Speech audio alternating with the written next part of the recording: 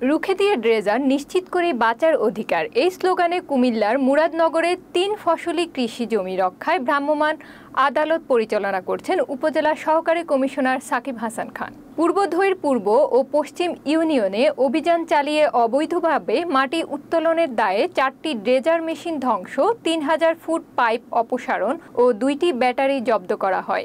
এ সময় আক্তার হোসেন নামে এক ব্যক্তিকে বালু মহাল ও মাটি ব্যবস্থাপনা আইন ২০১০ অনুযায়ী ৫০,০০০ টাকা জরিমানা করা হয়। অনাদায়ে ৩ মাসের কারাদণ্ড প্রদান করা হয়।